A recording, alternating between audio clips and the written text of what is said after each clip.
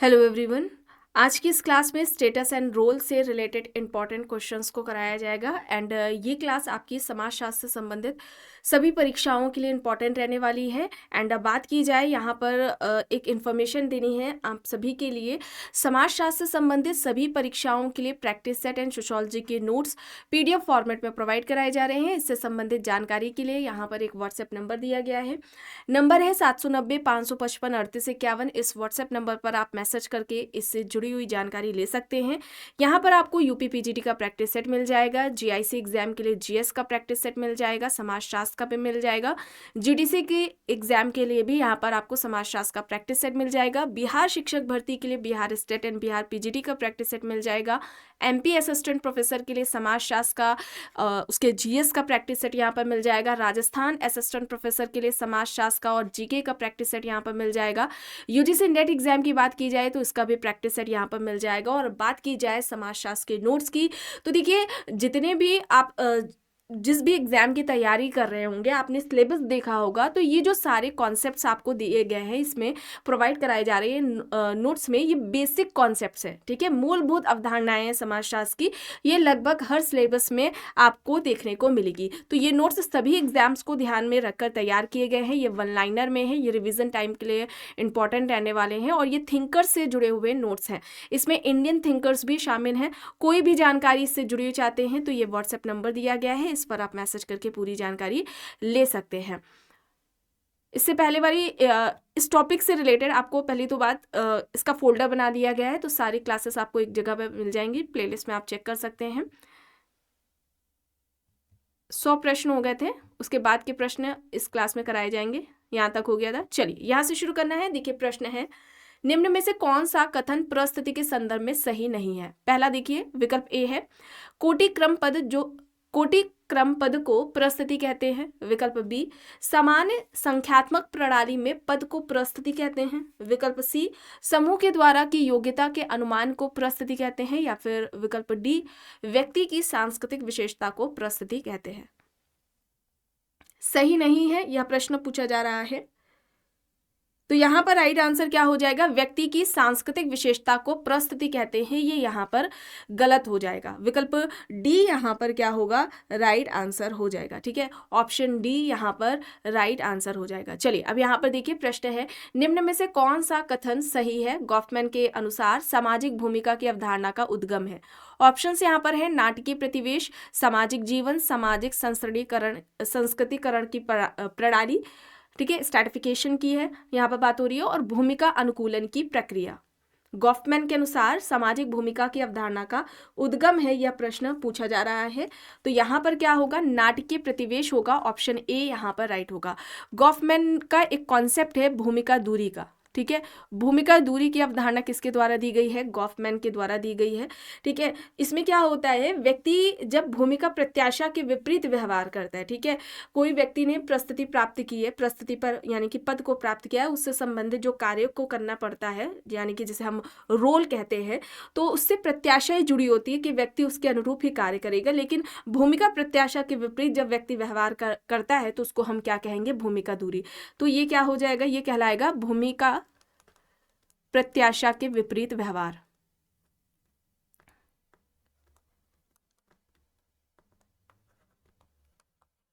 भूमिका प्रत्याशा के विपरीत व्यवहार क्या कहलाएगा, भूमिका दूरी कहलाएगा। मान लें आप स्टूडेंट है, विद्यार्थी है, उससे अपेक्षा की जाती है कि वो मेहनत से पढ़ाई करेगा, डेली स्कूल जाएगा रोज़, लेकिन स्कूल जाना मतलब कि स्कूल में ना जा करके वो इधर उधर घूम रहा है, आवारागर्दी कर रहा है, तो इसको हम क्या कहेंगे, भूमिका दूरी कहेंगे। और ये अवधारणा किसके द्वारा दी गई है, गॉफमैन के द्वारा दी गई है। चलिए अब यहाँ पर देखिए प्रश्न है, निम्न में से कौन सा एक पूर्वाभासी या प्रत्याशी समाजीकरण का उदाहरण है। ऑप्शन देख ले, विवाहोपरांत पति के परिवार में यथावत अनुकूलन के लिए माता पिता द्वारा अविवाहित पुत्रियों का समाजीकरण। विकल्प बी कह रहा है घर में ठीक से काम करने के लिए गृहिणी द्वारा अपनी काम करने वाली को काम सिखाना। विकल्प सी, शत्रु से लड़ने के लिए सैनिकों का प्रशिक्षण। विकल्प डी, अपनी संप्रेषण दक्षता में सुधार हेतु मैनेजर का प्रशिक्षण कार्यक्रम में भाग लेना। यहाँ पर क्या होगा, पूर्वभाषीय प्रत्याशी समाजीकरण का जो कॉन्सेप्ट है, ये अवधारणा किसके द्वारा दी गई है, रॉबर्ट किंग मर्टन के द्वारा दी गई है है ना, भविष्य में निभाई जाने वाली भूमिकाओं की वर्तमान में की जाने वाली तैयारी को ही हम पूर्वभाषी समाजीकरण कहते हैं। और यहाँ पर विकल्प ए होगा, ऑप्शन ए यहाँ पर सही हो जाएगा। चलिए आगे देखते हैं। चिकित्सा शास्त्र के छात्र की क्रमिक रूप से आने वाली अभ्यंतर, आवासीय और स्वतंत्र परिस्थितियों को समाजशास्त्री शब्दों में क्या कहा जाएगा? प्रस्तुति क्रम, प्रस्तुति समूह, प्रस्तुति सकुल या फिर अर्जित प्रस्तुति? बताइए यहाँ पर इसे हम क्या कहेंगे? प्रस्तुति क्रम कहेंगे। ठीक है, प्रस्तुति क्रम कहेंगे। प्रस्तुति क्रम ये जो अवधारणा है किसके द्वारा दी गई है? मर्टन के द्वारा। प्रस्तुति समूह की अवधारणा मैक्स वेबर ने दी है। ठीक है, मैक्स वेबर का कॉन्सेप्ट है प्रस्तुति समूह का। प्रस्तुति सकुल मर्टन ने दी है, मर्टन की अवधारणा है। अर्जित प्रस्तुति किसका है? लिंटन का है। अर्जित प्रस्तुति किसकी अवधारणा हो जाएगी? लिंटन की हो जाएगी। ऑप्शन ए यहाँ पर राइट होगा।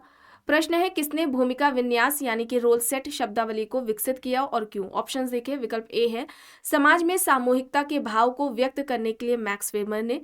विकल्प बी पूंजीवादी समाज में उत्पादन प्रक्रिया का वर्णन करने के लिए कार्ल मार्क्स और एंजल्स ने। या फिर विकल्प सी एक सामाजिक परिस्थिति विशेष संपन्न व्यक्तियों को तमाम भूमिकागत संबंधों को व्यक्त करने के लिए पार्सन्स और आर.के. मर्टन ने। या फिर विकल्प डी समान परिस्थिति वाले व्यक्तियों के बीच एकता के भाव को व्यक्त करने हेतु लिंटन और नाडेल ने। भूमिका विन्यास यानी जिसे हम रोल सेट कह रहे हैं, इसको किसके द्वारा विकसित किया गया है और क्यों? यहां पर सही क्या होगा?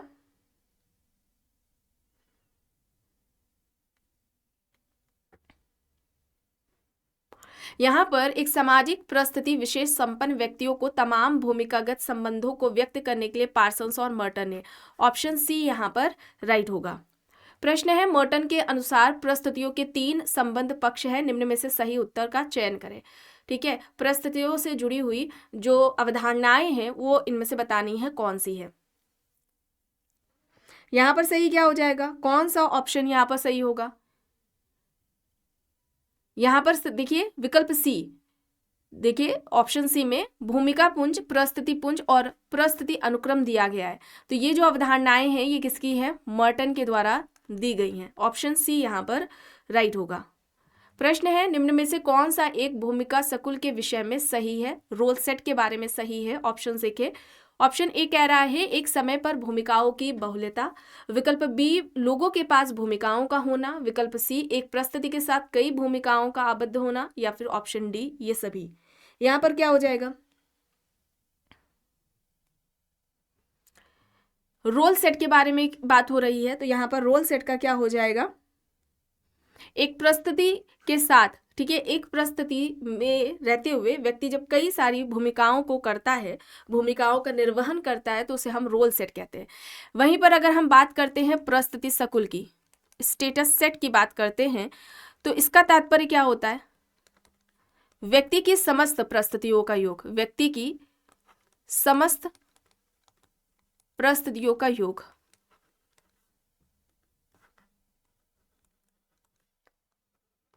स्टेटस सेट कहलाता है। ठीक है, प्रस्तुति सकुल कहलाता है। अब समस्त प्रस्तुति, इसमें अर्जित भी प्रस्तुति शामिल है और प्रदत्त प्रस्तुति भी शामिल है, तो उसे हम रोल सेट कहेंगे। और ये दोनों ही कॉन्सेप्ट किसके द्वारा दिए गए हैं? मर्टन के द्वारा दिए गए हैं। रॉबर्ट किंग मर्टन की ये अवधारणाएं हैं। चलिए अब यहाँ पर देखिए, पति शब्द किसका सूचक है? प्रस्तुति, भूमिका निर्माण, भूमिका या फिर भूमिका निर्वाह। पति किसका, पति जो शब्द है वह किसका सूचक है? यहाँ पर सही क्या होगा? प्रस्तुति का, स्टेटस का है। और ये किस में आएगा? ये अर्जित प्रस्तुति में आएगा। ठीक है, ये अर्जित प्रस्तुति में आएगा, अर्जित प्रस्तुति का उदाहरण में आएगा। भूमिका निर्माण की अवधारणा किसने दी है? टर्नर ने। भूमिका निर्वाह की अवधारणा किसके द्वारा दी गई है? जॉर्ज हर्बर्ट मीड के द्वारा दी गई है। चलिए आगे देखते हैं। प्रश्न है, यह किसकी मान्यता थी कि समाज ही भूमिका संघर्ष को कम करने की पद्धतियां प्रदान करता है? ऑप्शंस है Spencer, Merton, Auguste Comte, Sorokin. किसका कहना है, किसकी मान्यता है कि समाज ही भूमिका संघर्ष को कम करने की पद्धतियां प्रदान करता है? यहां पर सही क्या हो जाएगा? यहाँ पर मर्टन हो जाएगा। ठीक है, भूमिका संघर्ष की अवधारणा किसने दी है? मर्टन ने दी है। ऑप्शन बी यहाँ पर सही होगा।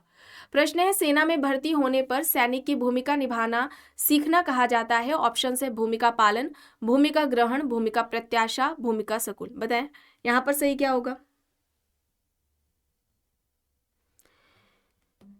यहाँ पर राइट आंसर क्या हो जाएगा?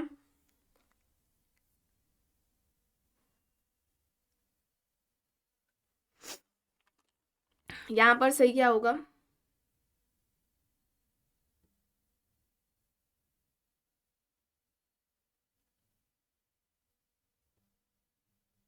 इसे हम क्या कहेंगे? भूमिका ग्रहण कहेंगे। ठीक है, भूमिका ग्रहण कहेंगे।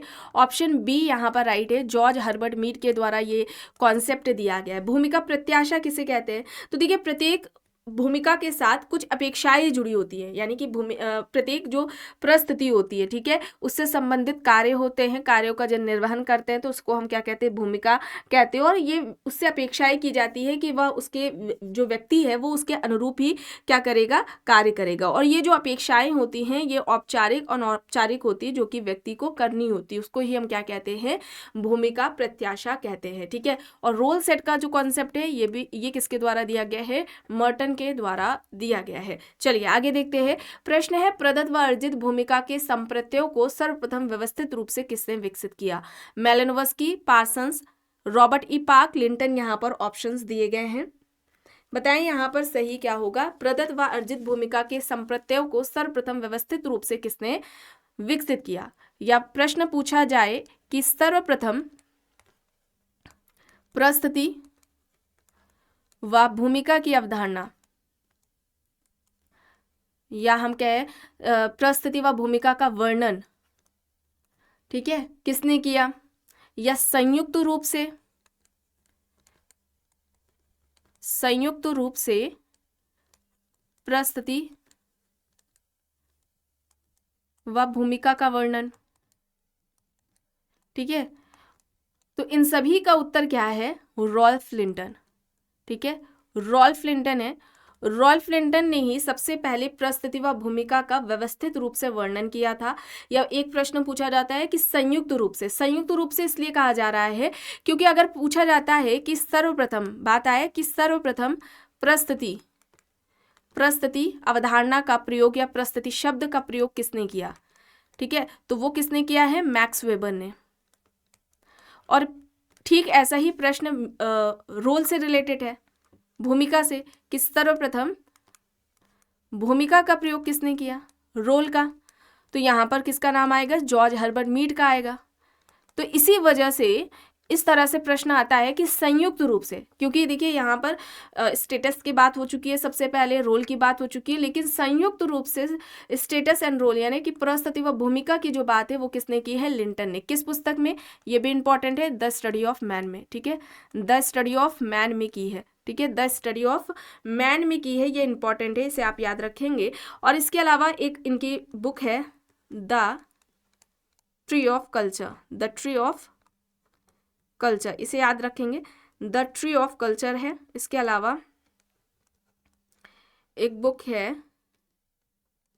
बैकग्राउंड ऑफ पर्सनैलिटी, इसे आप याद रखेंगे। ठीक है, the tree of culture important है, द स्टडी ऑफ मैन ये 1936 में आती है। ठीक है, तो ये लिंटन का है। और लिंटन ने इसी पुस्तक में प्रदत्त और अर्जित प्रस्तुति के दो प्रकार भी बताए थे। ठीक है, इस तरह से याद रखेंगे, प्रदत्त प्रस्तुति जो कि व्यक्ति को जन्म से प्राप्त होती है और अर्जित प्रस्तुति जो कि व्यक्ति अपनी योग्यता से प्राप्त करता है। और यहाँ पर क्या होगा? लिंटन होगा। ऑप्शन डी यहाँ पर राइट होगा। चलिए आगे देखते हैं। निम्न कथनों पर विचार करना है। देखिए 4 कथन है। पहला है, व्यक्ति विशेष का वह कार्य भूमिका कहलाता है जो उसके पद से जुड़े दायित्वों को निभाने के लिए किया जाता है। ठीक है, दूसरा है, उस स्थिति को भूमिका संघर्ष कहते हैं जिसमें व्यक्ति विशेष के समक्ष अनुकूलन भूमिकागत अपेक्षाएं आती हैं। तीसरा है, विभिन्न समूहों में विभिन्न पदों पर आसीन व्यक्ति की विभिन्न भूमिकाओं को भूमिका पटल कहते हैं। चौथा है, सामाजिक संस्करण व्यवस्था में व्यक्ति विशेष के पद को प्रस्तुति कहते हैं। यहाँ पर सही क्या होगा?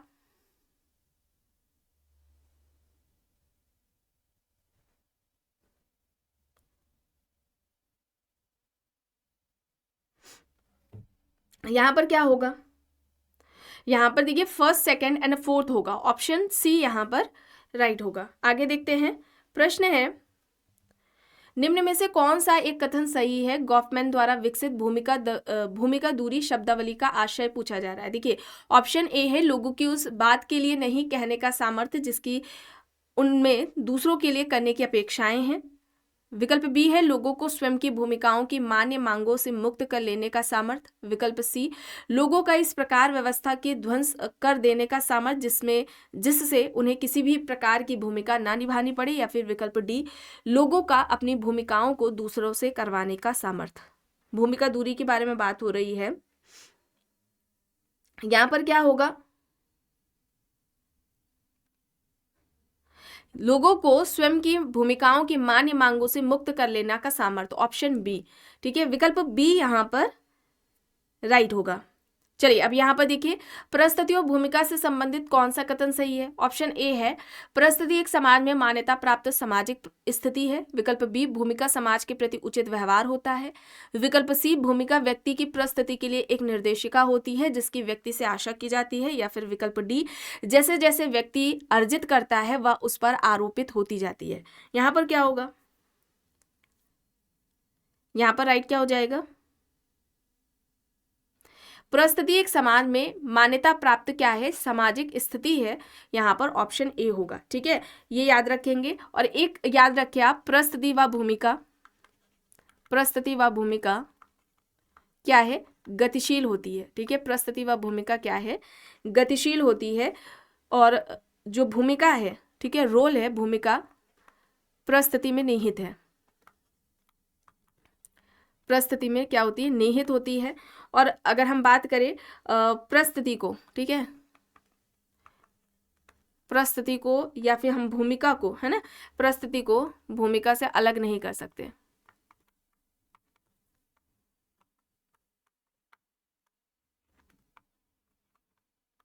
ठीक है, इसे याद रखेंगे, पॉइंट्स ऐसे ही देकर के उसमें पूछा जा सकता है। चलिए आगे देखते हैं, प्रश्न है परिस्थिति असंगति निर्दिष्ट करती है। ऑप्शन देख लीजिए, विकल्प ए है सामाजिक स्त्रीकरण का विभेदक श्रेणीकरण। विकल्प बी है एक व्यक्ति की परिस्थिति और भूमिका में विसंगति और द्वंद्व। ऑप्शन सी प्रत्याशा और निष्पादन में अंतराल। विकल्प डी एक व्यक्ति की विभिन्न परिस्थितियों के बीच असंगतता। परिस्थिति असंगति हम किसे कहेंगे, बताएं, परिस्थिति असंगति किसे कहा जाता है। यहां पर राइट आंसर बताइए, सही क्या होगा, कौन सा ऑप्शन यहां पर सही हो जाएगा। परिस्थिति असंगतता का जो कॉन्सेप्ट है ये किसके द्वारा दिया गया था,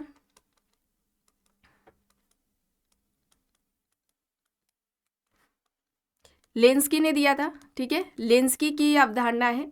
देखिए इसमें क्या होता है, व्यक्ति की एक परिस्थिति का अत्यधिक उच्च होना और दूसरी परिस्थिति का अत्यधिक निम्न होना परिस्थिति असंगतता कहलाता है। ठीक है, मान लीजिए कोई व्यक्ति है, वो क्या है, आईएएस ऑफिसर है, तो ये परिस्थिति क्या होगी, व्यक्ति की उच्च होगी। ठीक है, ये क्या है, परिस्थिति व्यक्ति की उच्च है। और इस परिस्थिति से व्यक्ति को क्या मिलेगा, मान मिलेगा, सम्मान मिलेगा। ठीक है, मान, सम्मान, शक्ति, ठीक है, शक्ति, प्रतिष्ठा, ये सभी इस परिस्थिति से व्यक्ति को प्राप्त हो रही है। वहीं पर वह व्यक्ति क्या है, निम्न जाति का है।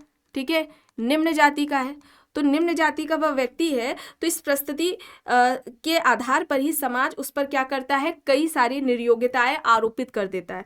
तो ये जो परिस्थिति यही क्या कहलाएगी, परिस्थिति असंगतता कहलाएगी। एक परिस्थिति व्यक्ति की ऐसी है जो उसे मान सम्मान दिला रही है, वहीं पर एक कुछ ऐसी परिस्थिति है जो कि व्यक्ति की निम्न है, जिसके वजह से उस पर कई सारी निर्योग्यताएं, कई सारे हम कह सकते हैं, उन सभी का क्या करना पड़ता है, सामना करना पड़ता है। और ये कॉन्सेप्ट दिया किसके द्वारा गया है, लिंस्की के द्वारा दिया गया है। चलिए आगे देखते हैं, निम्न में से कौन प्रदत्त परिस्थिति का प्रतिनिधित्व नहीं करता है। एक पिता, एक पुरोहित, एक ब्राह्मण, एक बेटा यहाँ पर दिया गया है।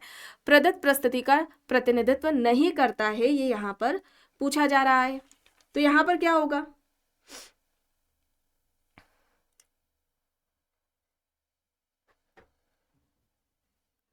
यहाँ पर क्या होगा, एक पिता होगा। ठीक है, एक पिता होगा, ये किस में आएगा, अर्जित परिस्थिति में आएगा,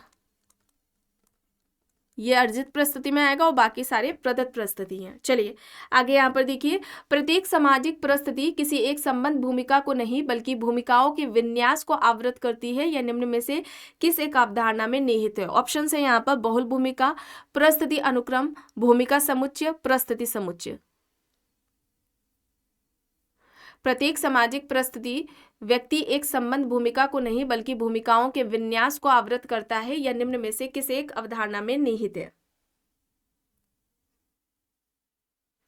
उसे हम क्या कहेंगे, रोल सेट कहेंगे, भूमिका समुच्चय कहेंगे। बहुल भूमिकाएं, प्रस्तुति अनुक्रम, भूमिका समुच्चय और प्रस्तुति समुच्चय, ये सभी अवधारणाएं किसके द्वारा दी गई हैं, रॉबर्ट किंग मर्टन के द्वारा दी गई हैं। ध्यान रखेंगे, रॉबर्ट किंग मर्टन के द्वारा दी गई हैं। ठीक है, इसे आप याद रखेंगे। और अगर हम बात करें स्टेटस सेट की, ठीक है, स्टेटस सेट की हम बात करते हैं, प्रस्तुति, यहाँ पर प्रस्तुति सकुल की अगर हम बात करें तो क्या होता है, व्यक्ति की समस्त प्रस्तुति,